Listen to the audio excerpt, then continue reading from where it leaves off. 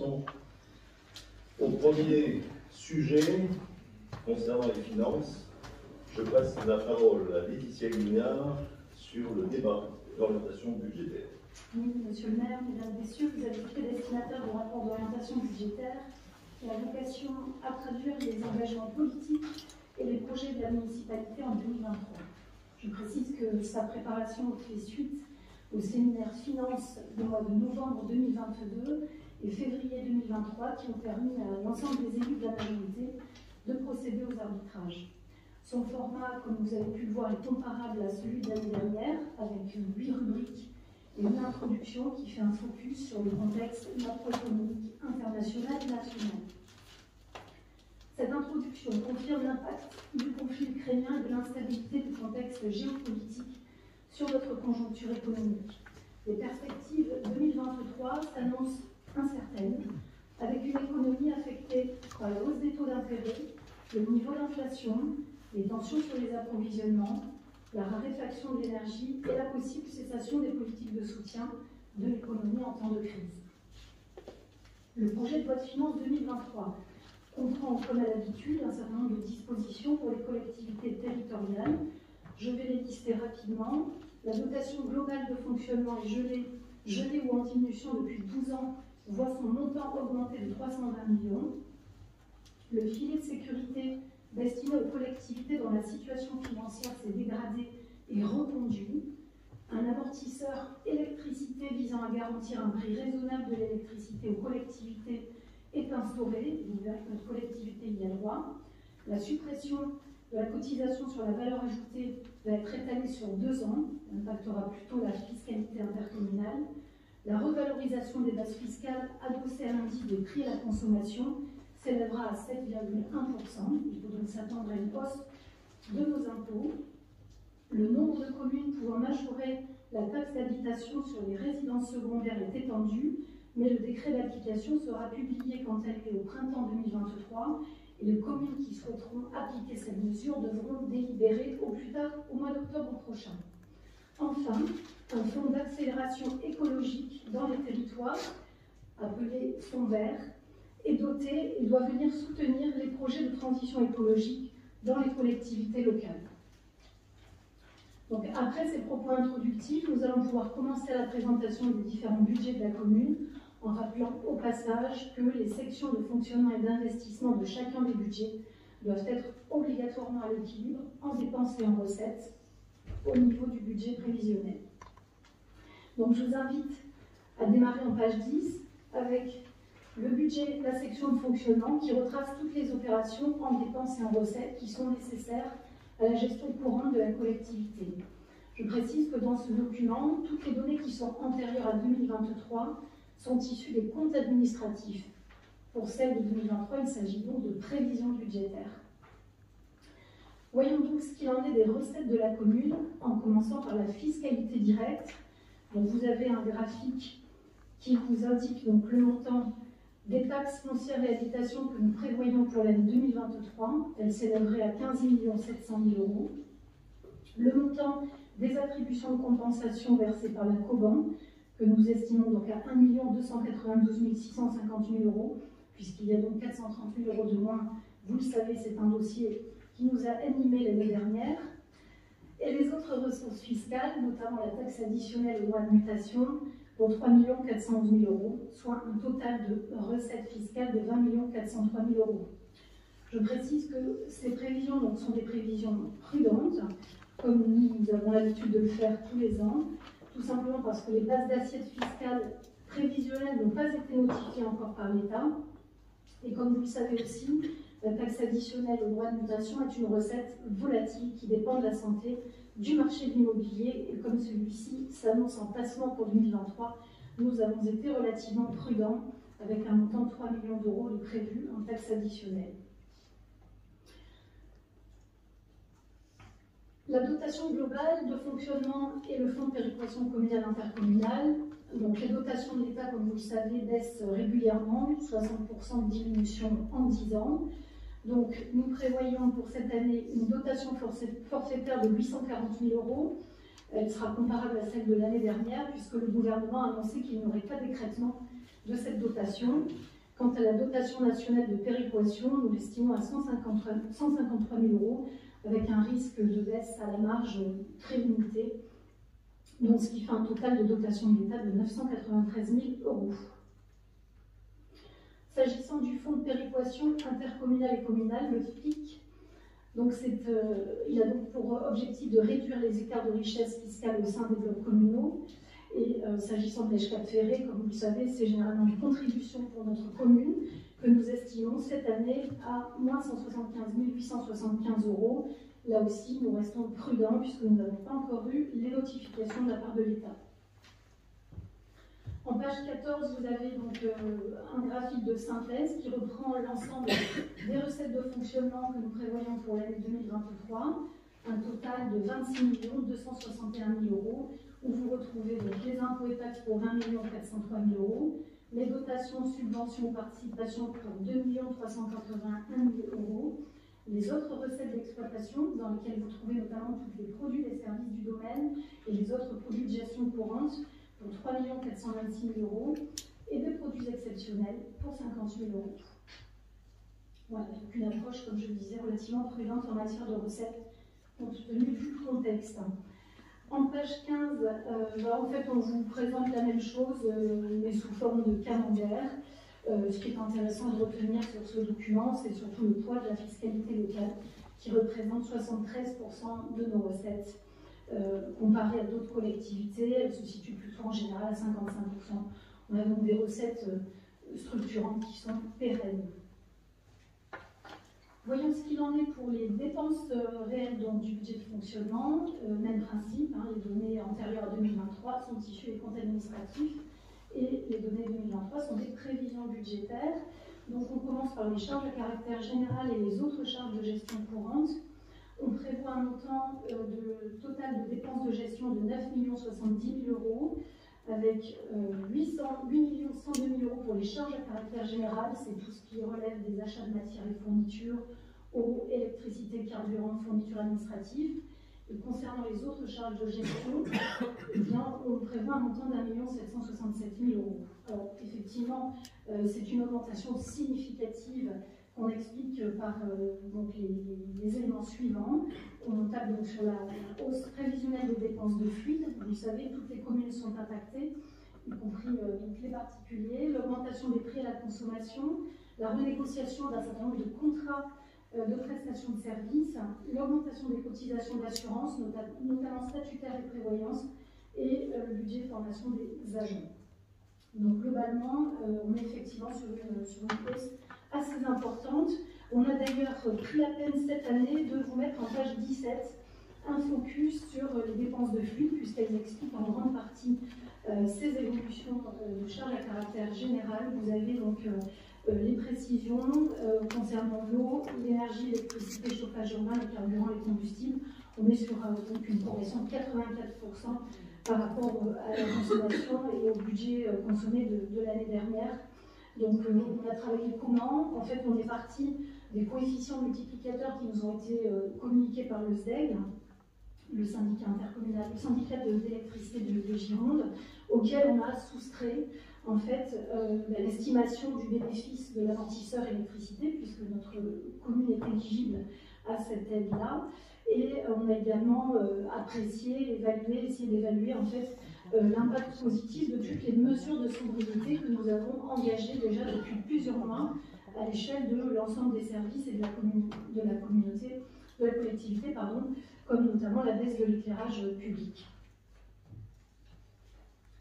En page 18, un focus donc sur les charges de personnel que nous évaluons en 2023 à 14 649 000 €. Donc on explique l'augmentation par rapport à l'année précédente, par rapport à l'évolution du point d'indice de la fonction publique qui nous a fallu donc glisser sur l'intégralité de l'année. Vous vous souvenez qu'en 2022, cette augmentation était intervenue en parcours d'année, je crois que c'était au mois de juin. L'évolution du SMIC, elle aussi, qui sera lissée sur l'ensemble de l'année. Les évolutions de carrière des agents, l'effet glissement vieillesse technicité, le GVT qui intervient tous les ans et qui, pour partie, se traduit par une augmentation de la masse salariale, les remplacements et les divers recrutements d'agents qui interviendront cette année. Page 19, vous avez donc la part des dépenses de fonctionnement rigides au sein de la commune. Je rappelle que les dépenses rigides sont composées des atténuations de produits, des dépenses de personnel et des charges financières. Elles sont considérées comme rigides parce qu'évidemment, la commune a peu de marge de manœuvre sur ses dépenses. Et comme vous le voyez dans les statistiques qui sont proposées sur ce tableau, eh bien, les dépenses réelles de fonctionnement rigide baissent un peu par rapport aux années précédentes, puisque c'est l'effet mécanique de l'augmentation des dépenses réelles de fonctionnement et notamment des dépenses à caractère général, pour les raisons qu'on vient d'évoquer juste avant. En page 20, donc vous avez, comme c'était le cas pour les recettes, un graphique avec la synthèse des dépenses réelles de fonctionnement. On est donc sur un total de dépenses de fonctionnement de 28 117 000 €, avec, je les répète, donc 9 870 000 de charges de gestion, 14 649 000 de charges de personnel, 3 249 000 d'atténuation de produits, 237 976 € de charges financières et les autres dépenses pour 110 000 €. Voilà, donc il convient de souligner la justesse des prévisions au regard de l'accostage, puisque l'année dernière, on avait inscrit au DP 2022 un montant de dépenses de 24,7 millions et de 24 millions, et donc 24,7 millions, pardon, et qu'on est dans un accostage de 24 millions. Page 21, vous avez donc la structure des dépenses de fonctionnement, c'est aussi un camembert, voilà, vous avez la présentation un petit peu différente, mais qui est aussi intéressante à parcourir. Troisième partie de ce rapport d'orientation budgétaire, donc c'est un focus sur l'endettement de la commune. Vous avez là aussi un histogramme, donc vous voyez l'évolution de l'endettement de la commune. Pour 2023, donc on prévoit un encours de dette de 13 869 000 €. Vous avez juste en dessous de l'histogramme un tableau de synthèse qui est assez bien fait, qui reprend le capital restant dû au 1er janvier, le capital remboursé sur l'année, l'intérêt de la dette, l'annuité, les emprunts contractés sur l'année, en sachant que cette année on a fait en sorte, pour plus de lisibilité, de faire le distinguo entre ce qui était emprunté au global et ce qui était emprunté uniquement pour le foncier. En page 23, vous avez quelques propos sur la solvabilité de la commune, c'est la capacité de désendettement de notre commune. C'est le rapport entre l'encours de la dette et son épargne et l'épargne brute de la commune. Un seuil d'alerte est fixé à 12 ans. Pour information, la capacité de désendettement moyenne d'une commune française se situe aux alentours de 5 années et demie. Et comme vous le voyez sur le graphique qui vous est présenté, on a une bonne capacité de désendettement avec un ratio qui sera cette année, enfin en 2023, on prévoit d'être inférieur à 2 ans, ce qui est extrêmement favorable. En page 24, on aborde donc la quatrième partie sur les investissements de la commune, avec donc un focus pour commencer sur les épargnes de la commune. Donc vous avez à la fois l'épargne brute et l'épargne nette. Donc c'est l'autofinancement qui permet à la collectivité de financer une partie de ses investissements avec ses ressources propres. Donc vous avez un tableau de synthèse qui lui aussi est assez bien fait, qui reprend depuis 2019 l'ensemble des recettes réelles de fonctionnement et des dépenses réelles de fonctionnement. Et comme vous le voyez sur ce tableau, nous prévoyons pour 2023, enfin en l'occurrence c'est plutôt l'accostage 2022, ça sera la surprise l'année prochaine, à la même période pour 2023. Mais pour 2022, donc on prévoit un accostage avec une épargne brute de 6 152 000 €, ce qui est plutôt un très bon résultat, et une épargne nette de 4 513 000 €. Donc c'est la confirmation d'une bonne tendance pour notre collectivité. C'est la preuve que la commune dispose d'une forte capacité d'autofinancement qui lui permet de poursuivre son programme d'investissement dynamique. Vous avez en page 25 et 26 des graphiques qui présentent un peu différemment ces données, et comme vous le voyez, eh bien, la relative stabilité de nos courbes de capacité d'autofinancement brut et net. Quelques mots sur le taux d'épargne de la commune qui permet de mesurer les pourcentages des recettes que nous pourrons allouer à la section d'investissement afin de rembourser le capital de la dette et autofinancer nos investissements dans l'année. Donc là, même topo, il y a des seuils d'alerte qui sont systématiquement rappelés. Le premier est à 10%, le second à 7%. Et donc, sachez que le taux moyen d'épargne brute des communes françaises se situe aux alentours de 14%. Et vous voyez que, en ce qui concerne l'Èche Cap Ferré, le taux d'épargne brute donc est de 20% au titre de l'année 2022, ce qui est donc un indicateur de bonne santé financière. On aborde maintenant les dépenses d'équipement, et c'est important pour tous les administrés qui sont présents dans la salle. Dans le cadre du plan pluriannuel d'investissement, donc il y a 3 items qui sont présentés. Les crédits structurants, donc ce sont les projets les plus importants qu'on retrouve dans le plan pluriannuel d'investissement de la collectivité. Les crédits de principe, alors c'est quoi les crédits de principe? C'est l'ensemble des dépenses qui permettent d'entretenir notre patrimoine, et vous savez qu'on a un patrimoine important sur la commune avec plus de 52 000 m² de bâtiments. Les moyens des services, ce sont les dépenses qui sont nécessaires au fonctionnement de tous les services municipaux. Donc, toutes ces dépenses d'équipement sont estimées à 14 464 000 euros pour l'année 2023. On va rentrer dans le détail de chacun d'entre eux, en commençant par les crédits structurants, donc les projets majeurs, pour un total de 9 millions d'euros. Ça pèse 64,2% des dépenses d'équipement. Donc vous avez les tableaux qui reprennent la nature des opérations et le montant prévisionnel, notamment le pôle constitution réserve foncière avec 2,5 millions de prévus, et donc un espace adolescent de 520 000 euros. Donc ça c'est pour ce qui est du vivre ensemble. Pour ce qui est de la thématique environnement, vous avez 150 000 euros qui sont prévus pour la ligne verte dans notre budget. La ligne verte permet généralement de financer la gestion des fossés, les plantes invasives, l'entretien des sites remarquables comme les réservoirs de Piraillan, l'accueil du public plan plage, ou encore toutes les actions de renaturation. Et vous savez qu'on est extrêmement attentif à tout ça sur notre collectivité. 150 000 euros de prévus pour la restauration des terrains communaux. Ensuite, vous avez donc dans la rubrique du cadre de vie le renforcement des maillages de voies vertes qui fait le lien direct avec toute la réflexion que nous avons menée donc en 2022 sur les mobilités, avec une enveloppe conséquente de 800 000 euros qui va nous permettre de compléter les mobilités douces à l'échelle de tout le territoire.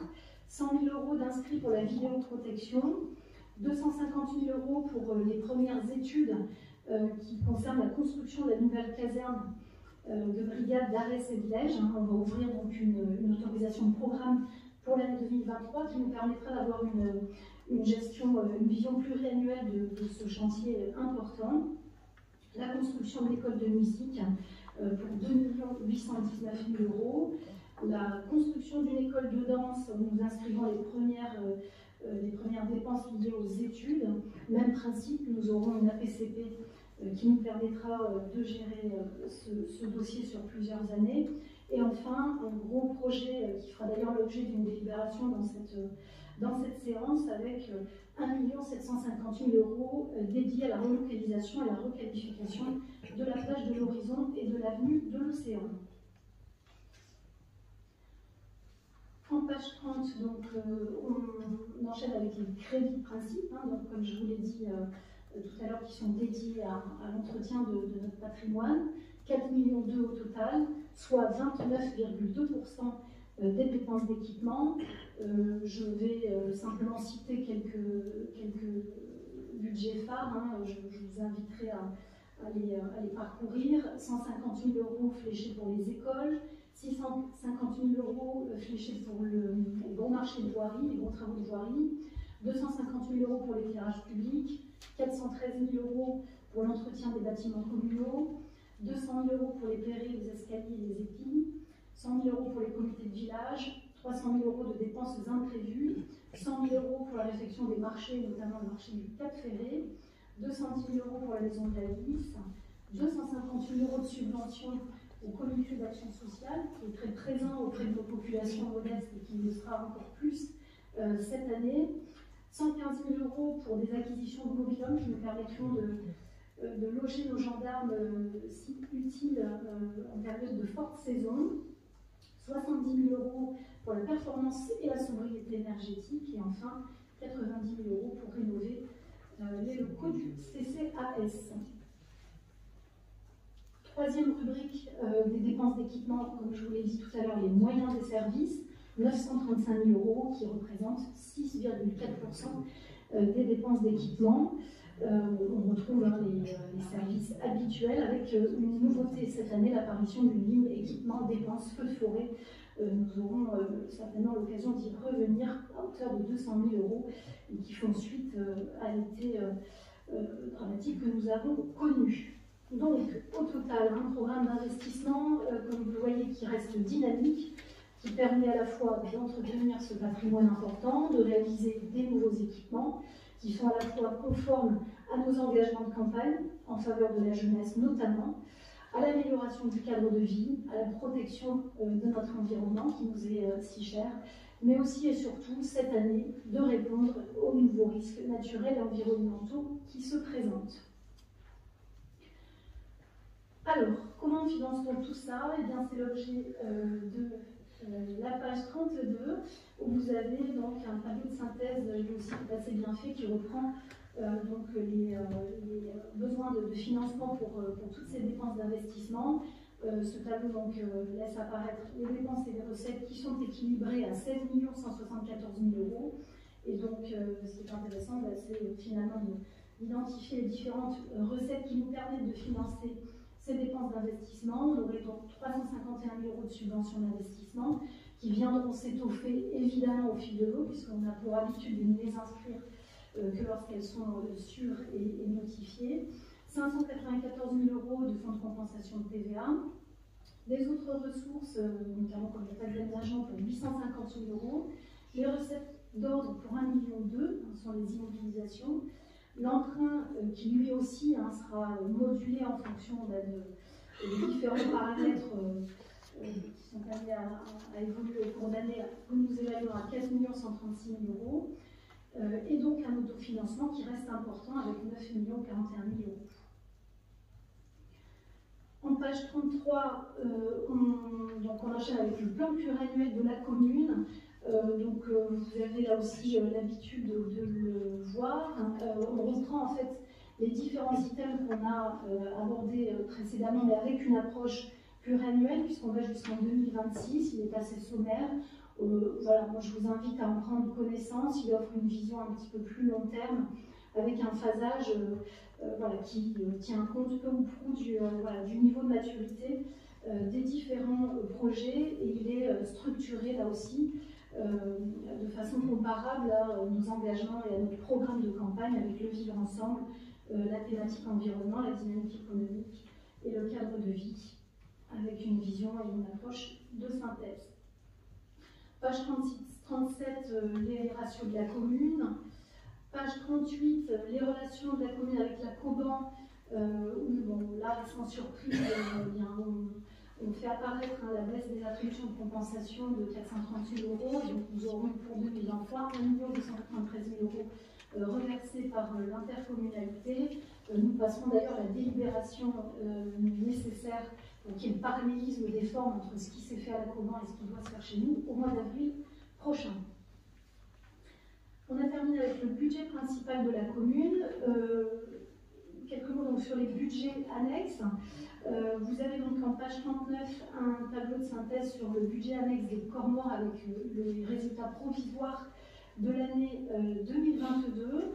Donc vous voyez que nous prévoyons un résultat de l'exercice 2022 à 163 829 €. Ajouté à l'excédent reporté qui était de 711 000 €, on devrait atteindre un excédent cumulé de 874 000 €. En matière d'investissement, donc on aurait un résultat d'exercice de moins de 236 000 €. Avec l'excédent reporté qui était positif, puisqu'il était de 43 000 €, on aurait un déficit cumulé de la section d'investissement de moins 192 000 €. S'agissant des restes à réaliser, comme vous le voyez cette année, ils sont importants. puisqu'on a en reste à réaliser en dépenses 693 000 € et en recettes 400 000. C'est tout simplement lié à l'acquisition des corps morts à moindre impact écologique, pour lesquels d'ailleurs, comme ça figure sur ce document-là, nous avons une subvention de 400 000 € du parc marin. Donc un déficit DRR de 293 000 € et donc au total un besoin de financement de notre section d'investissement qui sera de 486 000 €, ce qui nous permettrait d'affecter le résultat de fonctionnement provisoire de l'année 2022 de la façon suivante: 486 000 € pour couvrir ce besoin de financement de la section d'investissement et les 388 000 qui seraient reportés en section de fonctionnement. S'agissant des orientations budgétaires 2023, assez classique, un budget qui s'équilibrerait en recettes et en dépenses à 2 319 000 €. Voilà, on a un budget qui est structurellement excédentaire, avec des recettes qui proviennent essentiellement des sommes acquittées par les usagers, la redevance des poseurs de corps morts. Il n'y a pas grand-chose de particulier à dire sur ce budget en 2023. Au niveau de la section d'investissement, vous avez donc un budget qui s'équilibrerait en recettes et en dépenses à 762 000 €. Vous avez donc en dépenses la construction du ponton SNSM, donc sur la vigne, pour 350 000 €, l'acquisition de matériel informatique pour 4 000 €, les travaux d'accès au corps mort pour 15 000 €, les travaux au cadre de mise à l'eau pour 40 000 €, et donc le local, la maîtrise d'œuvre pour le local SNSM qui lui aussi sera positionné à la vigne pour 33 000 €, et enfin 320 000 €, une enveloppe assez conséquente pour l'entretien de nos pontons, notamment celui de Bélisère qui manifeste quelques signes de fragilité. En page 41, on aborde maintenant le budget annexe des villages ostréicoles, avec un résultat provisoire de l'exercice 2022 qui se situerait à 215 000 €. Ajouté à l'excédent reporté qui était de 526 000 €, ça nous permettrait d'avoir un excédent cumulé de 741 000 €. Au niveau de la section d'investissement, un résultat d'exercice de moins 76 000 €, avec le déficit reporté qui lui était positif de 54 000 €, on aura un déficit cumulé de moins 22 000 €. S'agissant des restes à réaliser, on a donc un déficit DRR de moins 111 000 €, soit un besoin de financement de l'investissement de moins 133 000 €. Ça nous permettrait donc d'affecter le résultat de fonctionnement de la façon suivante: moins 133 000 € iraient donc financer les besoins d'investissement, et ensuite 607 000 € en report à la section de fonctionnement. Les orientations budgétaires 2023, donc avec le budget de fonctionnement qui s'équilibrerait en recettes et en dépenses autour de 950 000 €. Lui aussi, c'est un budget qui est structurellement bénéficiaire, qui s'équilibre, et avec une approche cette année un petit peu plus pessimiste pour les dépenses du fait du contexte inflationniste et de l'augmentation des charges à caractère général que nous avons évoqué en première partie.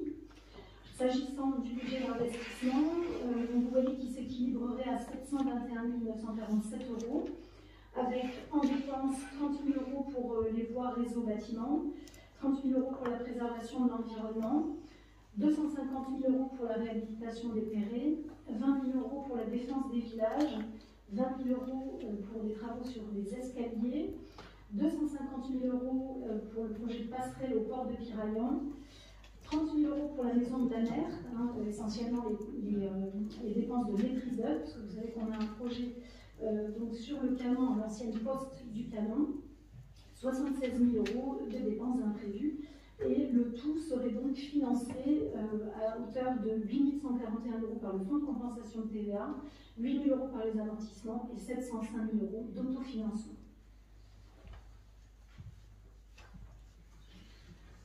Ensuite, en page 43, la présentation agrégée du budget de fonctionnement de la commune, avec donc les dépenses, avec tous les budgets annexes, qui ne fait pas forcément de remarques particulières. Et donc je clôturerai cette présentation en disant que malgré le contexte de guerre en Ukraine, de hausse des prix que nous avons évoqué en introduction, eh bien, votre commune continue d'apporter une réponse à ses administrés, à la fois en matière de nouvelles offres d'équipement et de nouveaux services à la population. L'année 2023 démarre notamment par le commencement des travaux de construction d'écoles de musique, de la Maison des Jeunes et l'arrivée de nouvelles voies vertes sur le territoire. La collectivité continue le développement de sa politique en faveur du logement par la constitution de réserves foncières, on poursuit les acquisitions, le démarrage des premières opérations de logement à Lège, le maintien d'une offre de logement saisonnier au Cap Ferré, compte tenu du succès qu'il avait eu en 2022. La prise en compte des risques naturels amène aussi la commune à produire une solution innovante en termes de recomposition spatiale au niveau de la plage de l'Horizon, avec des investissements également pour prévenir les risques de feux de forêt. Ces choix politiques, évidemment, donc, engendreront des charges de fonctionnement et de centralité, autant le savoir. S'agissant de la politique fiscale, la commune a décidé de maintenir des taux de fiscalité constants pour préserver le pouvoir d'achat de ses administrés, et c'est important de le souligner, et c'est grâce à sa bonne santé financière que nous pouvons engager toutes ces actions. Merci Laetitia pour cette présentation exhaustive. Merci pour ce travail. Je voudrais remercier les services, Quentin Routier, tous ces services et l'ensemble des services pour la production de ce rapport d'orientation budgétaire. Y a-t-il, mes chers collègues, des questions ou des observations sur ce rapport?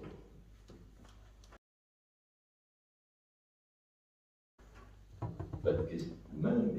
Nous avons laissé M. Pastor, qui a participé aux commissions et qui a fait savoir à la terre entière qu'il avait posé les bonnes questions et qu'il avait obtenu les bonnes réponses. Nous allons le laisser intervenir en premier pour qu'il puisse nous apporter Madame, ses éclaircissements. c'est moi qui donne l'ordre d'intervention, s'il vous plaît. Vous voulez souhaiter prendre la parole, madame? Oui, après M. Pastor. Non, c'est moi qui donne l'ordre. Je voudrais savoir qui veut intervenir sur ce dossier. Je vais intervenir, monsieur le maire. D'accord, allez. D'abord, je suis ravi de voir que vous lisez ce que je publie sur les réseaux sociaux. Et si vous avez lu complètement ce que j'ai écrit justement que j'espérais un débat apaisé et responsable ce soir sur le budget. Ça commence bien. Je vois que ça commence bien. Et je le regrette. Je voudrais diviser mon propos en trois parties. Le volet recettes, le volet charges et le volet investissement. Sur les recettes, effectivement, nous avons la chance de nous appuyer sur une fiscalité directe locale constante, d'environ 77%. De l'ensemble des recettes et d'une sécurité certaine. Moi, ce que je note en revanche, c'est qu'au niveau des attributions de compensation de la banque, vers 430 000 €, nous en avons effectivement longuement débattu au cours des différents mois et des précédents conseils. J'aimerais quand même savoir si au niveau de l'intercommunalité, notre commune perçoit suffisamment d'aide de la part de l'intercommunalité. Alors c'est peut-être égoïste ce que je dis là, mais je pense d'abord à notre commune avant l'intercommunalité. Nous perdons plus de 400 000 € d'aide de l'intercommunalité, je le regrette. Et effectivement, peut-être qu'un comparatif avec ce que perçoivent les autres communes de l'intercommunalité serait à mon avis intéressant. Sur le niveau des charges, il y a effectivement deux postes de charges. Une augmentation des charges qui est incompressible, les charges effectivement liées à l'augmentation des fluides. C'est effectivement quelque chose qui, en toute objectivité, ne peut être reproché à la majorité municipale, puisque je crois que la plupart des communes y sont confrontées. Nous passons de 29% à 35%. En revanche, il y a, à mon avis, une charge qui, elle, fait l'objet d'un choix politique de votre majorité, qui est la charge liée au personnel. Nous avons une augmentation des frais de personnel de 1 347 497 € par rapport à l'année précédente. Pratiquement 1,5 million d'euros supplémentaires de charges de personnel qui pèsent déjà plus de la moitié de notre budget et de nos charges de fonctionnement. À plusieurs reprises, j'ai attiré l'attention de votre majorité sur mon inquiétude concernant cette augmentation des charges. Vous m'avez répondu à plusieurs reprises en disant qu'il fallait répondre aux besoins des concitoyens, et que c'était l'explication. J'en suis d'accord. J'ai obtenu toutefois la pyramide des âges, puisqu'à plusieurs reprises, vous nous avez indiqué que de toute façon, la pyramide des âges nous serait favorable et que nous aurions des agents qui quitteraient au fur et à mesure, bien entendu, et que ça ne pèserait donc pas trop. Ce document m'a été transmis par vos services, je les en remercie, et je note que sur un personnel total de pratiquement 350 personnes, nous avons 163 hommes, 187 femmes, on n'est pas très loin de la parité, mais pas encore, mais sur la tranche d'âge de 55 à 59 ans, seulement 29 hommes sur un total de 163 feront valoir leur droit à la retraite dans les années à venir, bien entendu, Et pour les femmes, seulement 25. Je parle de la tranche d'âge 55-59. Quant à la tranche d'âge 60-64 ans, vous avez environ 12 personnes, 10 hommes qui partiront et qui vont avoir le droit à la retraite, et 4 femmes. Je m'inquiète parce qu'effectivement, ça représente quand même relativement peu par rapport à l'effectif total. Et aujourd'hui, nous indiquer que les départs en retraite à venir seront suffisamment nombreux pour compenser les embauches que nous faisons, a priori, la pyramide des âges ne semble pas l'indiquer, en tout cas pas suffisamment satisfaisante sur ce point. Deuxième observation, et ce sera la dernière observation sur ce second point des charges, oui, effectivement, nous finançons de nouveaux services. Mais ces nouveaux services, nous avons également nos voisins hors de la commune qui en profitent. La Maison France Service, contre laquelle, effectivement, je suis absolument favorable, d'abord parce que c'est une initiative de notre gouvernement, c'est une création de notre gouvernement, mais force est de constater que nos voisins en bénéficient et en nombre. Ce n'est pas un reproche, c'est une constatation.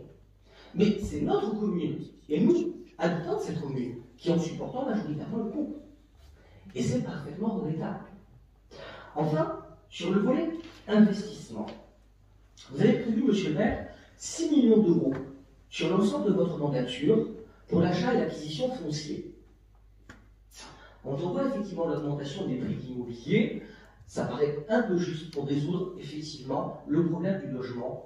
Et je suis très attaché à cette question du logement parce que c'est ça qui permet effectivement de permettre à nos jeunes de rester sur notre commune. Donc j'aimerais effectivement que vous nous expliquiez si effectivement vous considérez que cette enveloppe sera suffisante pour l'ensemble de la mandature, et alors que je crois savoir que la mairie est intéressée pour l'acquisition des parcelles au niveau du Cap Ferré à un prix beaucoup plus élevé, suivant bien entendu l'évaluation des domaines contre laquelle on ne peut rien faire. Dernière observation, en ce qui concerne cette fois-ci la dynamique économique. Vous ne prévoyez rien dans votre PP, programme personnalisé, sur la dynamique économique. Je n'ignore pas que ce poste relève essentiellement de la commande, notamment en ce qui concerne la question de l'extension de la zone artisanale. Nos artisans sont aujourd'hui à l'étroit. La dernière parcelle s'est vendue près de 800 000 €, soit le prix d'une maison. Indépendamment du fait que ce soit une question de la commande, je m'interroge effectivement sur le fait de l'accompagnement que nous pourrions faire. Nous sommes l'une des rares communes du Nord-Bassin à ne pas avoir d'espace de coworking. Voilà quelque chose sur lequel nous pourrions effectivement agir. Le coworking permet à des jeunes de notre commune de se lancer. C'est une économie vertueuse, car généralement peu carbonée. Et je pense qu'effectivement, même si cela relève de la commande, nous pouvons agir sur ce thème-là. Notre économie est aujourd'hui beaucoup trop basée sur le tourisme. Le tourisme, c'est accepté, et c'est quelque chose de bien en soi, mais il faut savoir que l'économie touristique, contrairement à ce qu'on peut penser, est extrêmement carbonée.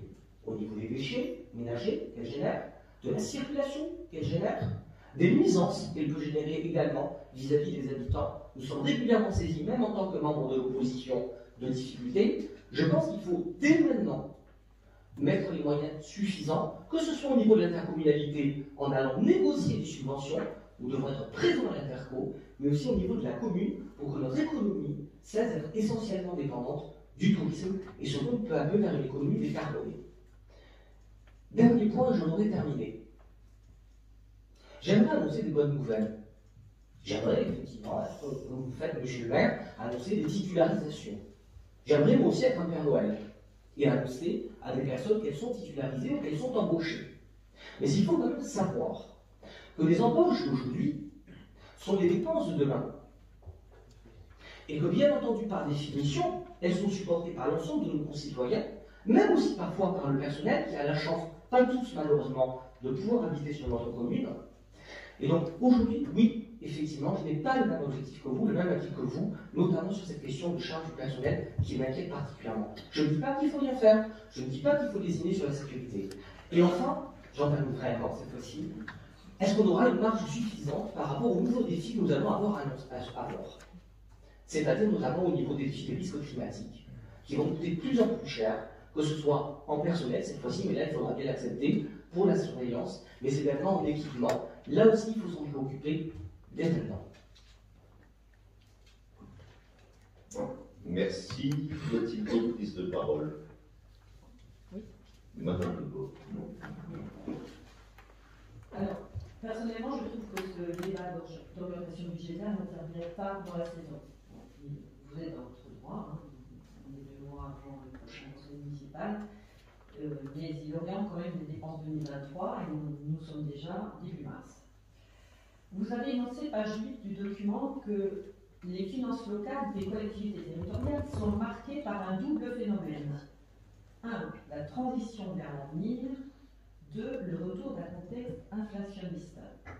En ce qui concerne la transition vers l'avenir, vous avez raison de le souligner, l'érosion qui touche notre commune, les incendies de cet été qui ont causé des dommages environnementaux considérables dans nos communes voisines, la canicule et le manque d'eau devraient nous obliger à nous adapter.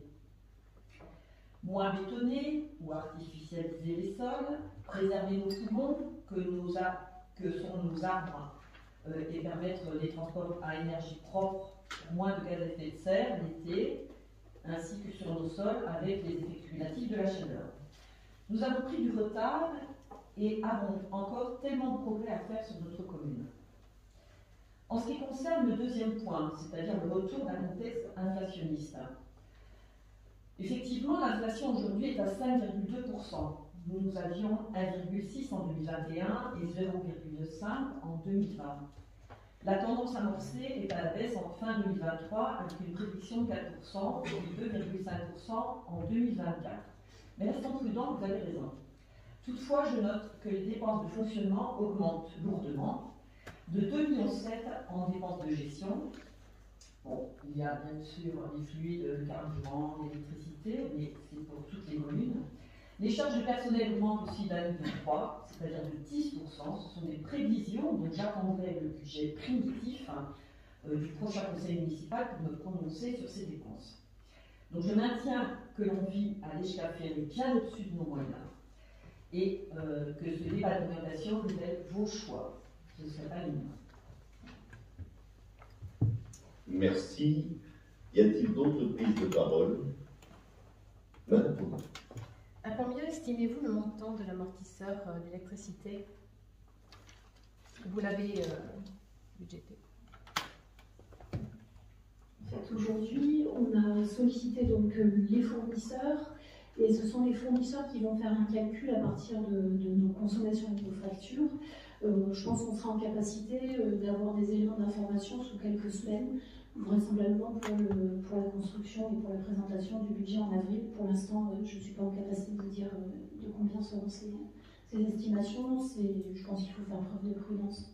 Mais en tout cas, les budgets qu'on a prévus sont, je pense, on a travaillé en groupe avec les autres communes de la Cauban. Je pense qu'on est sur une approche assez prudente, mais juste. Y a-t-il d'autres prises de parole? Madame Veil. Madame Veil. Non. Brigitte n'a pas fini. Moi, j'ai pardon. terminé, pardon. Non, mais moi j'ai noté des incohérences dans les documents remis et je suis surprise de voir que le budget sera à l'équilibre en 2023. Très bien. Y a-t-il d'autres prises de parole? Madame Veil. Alors, moi je vais dire très clairement, bravo. Vous êtes des magiciens, tout ce que vous faites. Vous faites disparaître les emprunts, les déficits et les dettes. Vous entourez de flou artistique les prévisionnels d'investissement. Vous jetez un sort sur les dépenses, exponentielles comme les charges salariales. Vous déployez tant de magie que nous allons garder nos observations pour le compte de gestion et le compte administratif du mois d'avril, quand le budget sera fixé, quand la prudence sera moins de mise. Je rajouterai juste que la Maison des Jeunes n'a jamais été sur votre programme, mais sur le nôtre. Il faudrait quand même veiller à ne pas l'oublier. Et je vais simplement vous lire ce que vous avez marqué dans la synthèse de ce ROB. Les anticipations puis la concrétisation des hausses de taux directeurs conduit à une augmentation des taux courts européens dans le courant de l'année. L'Euribor, 3 mois, tend vers 1,50 € mi-octobre 2022. L'Euribor 12 mois est passé en un an de 0,501%, de 0,5 à près de 3%. Accroché au taux de dépôt de la BCE, alors le STR devrait être compris entre 2 et 2,25 d'ici à la fin de l'année. Vous avez bien pris un taux Euribor, monsieur le maire. Et vous en étiez fier d'ailleurs la dernière fois qu'on en a parlé. Donc je vous précise pour la prochaine fois, pour le mois d'avril, quand nous pourrons en parler plus précisément, et je rajouterai que vous avez dit, l'inflation n'a jamais été aussi importante depuis les années 80. Les conséquences sur les comptes des collectivités sont visibles depuis fin 2022 et seront toujours présentes en 2023. En effet, l'inflation a des effets sur la revalorisation de nombreux contrats de prestataires, énergie et prestations de services. Elle a également pour effet d'augmenter les contributions à des organismes comme le CCAS, dont on n'a toujours pas les comptes d'ailleurs. Du point de vue de la fiscalité, les premières analyses de la stratégie fiscale laissent entrevoir pour 2023 et 2024 de nouvelles entrées de recettes. Toutefois, les recettes liées aux droits de mutation pourraient enregistrer un revirement de tendance sous l'effet d'un marché immobilier impacté par la remontée des taux d'intérêt et le durcissement des conditions exigées par les établissements bancaires. Donc, tout va bien.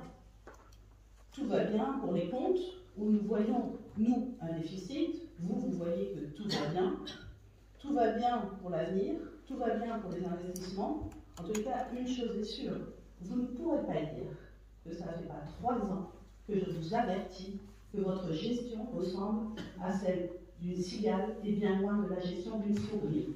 Alors c'est parfait que vous vous auto-congratulez, c'est bien, parce que toujours, les magiciens, quand ils se regardent dans le miroir, sont toujours contents de l'image que le miroir leur envoie. Merci. Merci pour cette intervention constructive. Toujours. Y a-t-il d'autres prises de parole? Des réponses? Alors écoutez-moi, je vais essayer de répondre de façon non polémique sur la presqu'île moins bétonnée. C'est notre ambition, Madame de Boves, que la presqu'île soit moins bétonnée. Et visiblement, dans la démarche que vous suggérez de transférer le service urbanisme à l'intercommunalité, c'est vraiment totalement incohérent. Tout simplement. Je n'ai jamais suggéré. Alors je vous en remercie, c'est une différence notoire avec vos collègues. Nous sommes extrêmement vigilants.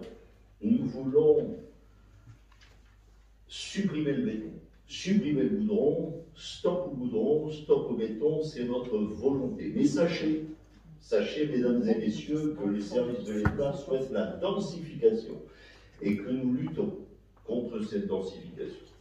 Alors pour revenir et pour répondre à M. Pastor, les attributions de compensation.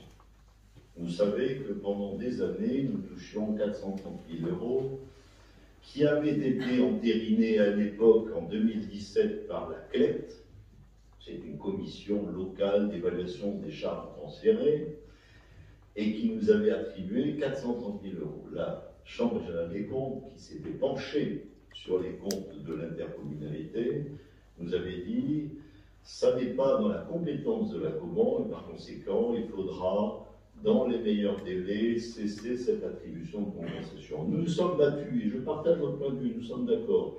Hein, je suis pour l'interco, mais je suis surtout pour l'Esch-Quaferré. Je suis le maire et je défends les intérêts de mes concitoyens. Nous nous sommes battus, bec et ongle, et certains parmi vous n'étaient pas favorables à ce combat. Je le dis. Certains voulaient que nous cessions immédiatement cette contribution d'attribution. Nous nous sommes battus pour gagner une année supplémentaire. Et nous avons gagné une année supplémentaire, mais cette année, nous devons nous ranger à l'avis de la Chambre générale des comptes et nous devons cesser cette attribution de compensation des 430 000. Je le regrette parce qu'il me semble qu'elle était légitime et quand nous voyons l'étude de fréquentation de la plage du Grand Gros, nous nous rendons compte qu'il ne paraît pas tout à fait normal que ce soit la ville de l'Esch-Quaferré qui supporte l'intégralité des charges de l'entretien, de la surveillance de cette plage qui est fréquentée assidûment par les personnes de la commune. Pour revenir sur les frais de personnel, bien évidemment, je regrette cette évolution. Pouvait-il en être autrement? Voilà la question. Alors je reprends les raisons de cette évolution. Premièrement, c'est l'évolution du point d'indice de la fonction publique territoriale. Nous n'y pouvons rien du tout. Rien du tout. Et ça a été décidé au mois de juin, et maintenant nous devons le lisser sur toute l'année. Deuxièmement, l'évolution du SMIC lissé sur l'année. Et je reconnais qu'il ne doit pas être facile en ce moment de vivre avec le SMIC. Et je trouve tout à fait normal qu'il y ait cette évolution. L'évolution de carrière. Mais je suis fier, mes chers collègues, mesdames et messieurs, je suis fier de proposer à mes agents d'évoluer. Je leur ai dit formation, formation, formation. Je souhaite cette évolution de carrière. Elle a un coût pour la collectivité, mais je la souhaite. L'effet glissement, vieillesse, technicité, le GVT, c'est à peu près 1,7% chaque année. Vous le savez aussi bien que moi. Et oui, oui, j'en suis fier, nous rendons des services supplémentaires à notre population. La poste communale, l'agence postale communale du Cap-Ferré. Nous avions plus de postes, c'est quand même un et demi équivalent temps plein. Nous avons ouvert la possibilité de délivrer des cartes d'identité et des passeports. C'est 2 équivalents temps plein. Nous avons ouvert France Service. Et France Service, alors on a raté le podium avec France Service, parce qu'il y a des notes sur France Service. Je voulais vous le dire dans la prochaine délibération concernant France Service. Nous sommes 4e France Service de France. J'en suis très fier.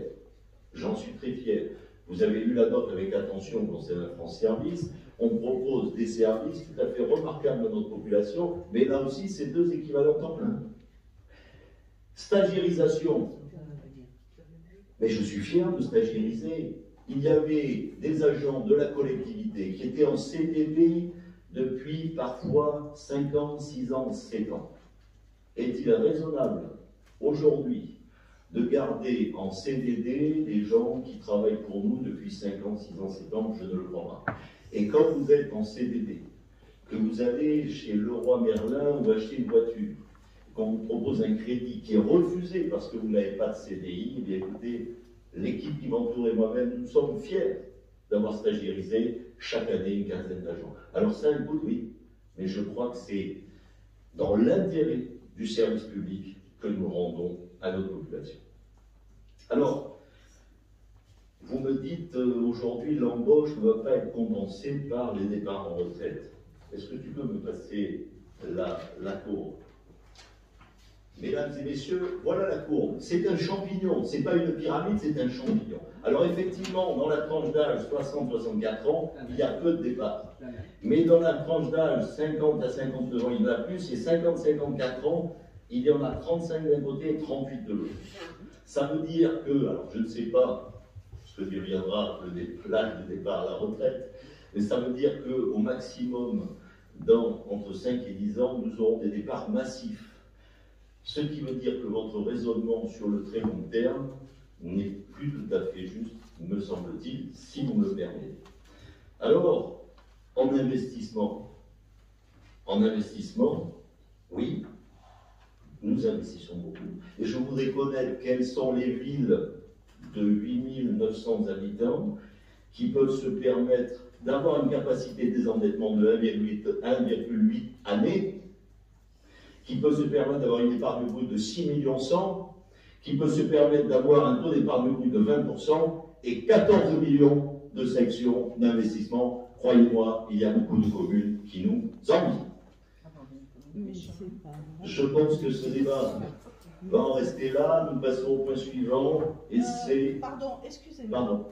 Dans la notion de débat, qu'est-ce qui vous a échappé? Ça s'appelle l'échange. Alors, vous avez lu et relu, j'imagine, le règlement intérieur. Oui. Je vous donne la parole si vous la demandez. Mais je vous la demande. Pardon, alors vous aviez clôturé le débat. Je vous écoute. Alors, tout d'abord, je comprends bien que vous confondiez polémique et débat, vous n'avez pas l'habitude de la contradiction. Je dirais simplement quelque chose de très clair, c'est que vous avez affiché une liste à la Prévert. À ce jour, c'est votre parole contre celle de la Chambre régionale des comptes. Vous êtes très fiers d'avoir lutté, combattu acharné contre la Chambre régionale des comptes. Ça, c'est un combat. Vraiment, lutter contre la loi, moi, c'est quelque chose qui me fascine. Je ne savais pas que ça pouvait exister au niveau d'un maire et d'une collectivité territoriale. Quant à vos investissements, quant à votre capacité de désendettement, excusez-moi, qui me prouve que vous avez raison? Personne, parce que quand je vois les comptes, je dis très clairement, c'est du pipeau. Très bien. Bon, ben ça, je crois que là... En fait, on a bien compris, Madame B, que vous affectionnez tout particulièrement l'univers des sorcières. Non, de la magie, Madame, faut pas confondre. Des pensées magiques qui sont chères à Harry Potter, mais je crois que ce n'est pas une raison pour jeter un sort sur nos finances communales. Elles n'ont pas les droits, vous savez le faire tout seul. S'il vous plaît, vous me laissez terminer. Non, Madame, J'ai retrouvé un article qui est paru dans la Gazette des communes, qui est quand même une référence, je suis sûre que vous le lisez, le 7 février 2020, c'est pas très vieux, et qui s'intitule « Sur quoi s'appuie la bonne gestion d'une commune ». C'est assez court, je ne voudrais pas lasser notre public, mais ça mérite quand même d'être entendu. L'épargne nette indique la capacité d'une équipe municipale à respecter les fondamentaux de gestion et à connaître les réserves disponibles nettes des amortissements de capital et des intérêts, en quelque sorte le reste à vivre, qui permet de se projeter dans le futur. L'évolution de cette épargne nette est un moyen de jauger la fiabilité du projet municipal tout en ayant intégré le critère de bonne gestion. Alors moi j'ai envie de vous dire, Madame B, si vous travaillez, si vous lisez ces documents en amont de ces séquences, je vous invite à regarder la page 26, où vous avez l'évolution de la courbe de notre épargne nette, qui est passée de 3,7 millions en 2019 à 4,5 millions en 2022. Ça fait plus 21,6%. Vous le savez, on l'a dit tout à l'heure, on a une structure de budget dont les recettes reposent à plus de 78% sur des recettes fiscales pérennes et dynamiques. Un ratio de solvabilité extrêmement favorable. Un rythme d'investissement, monsieur le maire vient de le rappeler, soutenu, qui fluctue en pro entre 5 et 7 millions d'années, et 7 millions par an. Comment pouvez-vous sérieusement faire croire aux gens qui sont dans la salle et laisser penser que la commune est mal gérée et qu'elle est en risque financier? J'ai retrouvé vos propos de l'année dernière. Je les reprends. Si Lège Cap Ferré était une entreprise privée, on dirait que c'est une entreprise défaillante en raison de sa mauvaise gestion.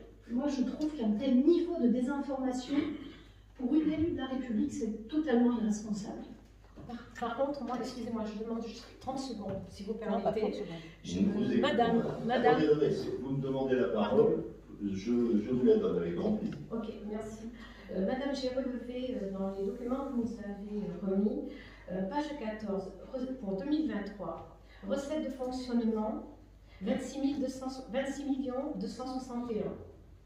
Page 20, dépenses de fonctionnement, 28 117, qui génère un déficit du budget de fonctionnement pour 2023 d'1 856.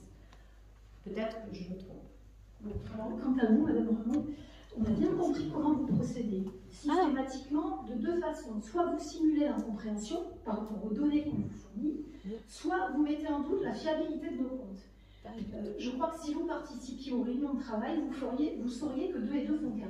Oui, tout à fait. Ben justement, Voilà. à ce propos, Monsieur Pastor, s'il vous plaît, et ensuite nous conclurons, sauf si Madame Debonne veut prendre la parole. Je voudrais juste préciser, j'utilise mon deuxième droit d'intervention conformément à l'article 17, que moi personnellement et objectivement, rien ne me permet de dire que les chiffres contenus dans ce document sont faux. Et je le dis très objectivement, et je serais faire offense à mon avis à ceux qui les ont établis. Je vous remercie. En revanche, il y a des choix budgétaires que je ne partage pas. Mais vous avez raison. Voilà. Vous avez raison. Et je pense que nos concitoyens décideront dans les années à venir si c'était les bons ou si c'était les mauvais. Que nous nous disputions sur les choix budgétaires, je l'entends, oui.